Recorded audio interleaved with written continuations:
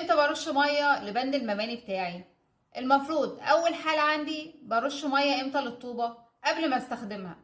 ليه؟ علشان كنظافة من الاتربة، ولو في ملح زيادة، وبرضه عشان ما تشربش المونة بتاعتي.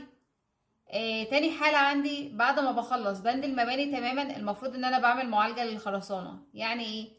بستنى عليها 24 ساعة، وبعد كده ارش مية لمدة من 3 ل 4 ايام. ومنساش وما استهترش بالموضوع ده، لان ده بيخلي يعني بتفادى ظهور شروخ قدام. وبرضو دي طبعا بتعلي من اداء الخرسانة كويس جدا. تالت حالة عندي بستنى قبل بند البياض، اللي هو اول مرحله اللي هي الطرطشه، وبرده برش المباني ميه. ليه؟ علشان لو في ملح زياده في الطوبه يطلع، لان برده بيعمل لي شروخ قدام في بند اللي هو البياض. علشان كمعالجه للخرسانه زي ما قلنا.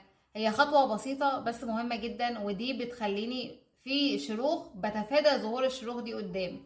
لان انت لما بتعمل المباني الشروخ مش هتظهر الا لما بتعمل بند البياض.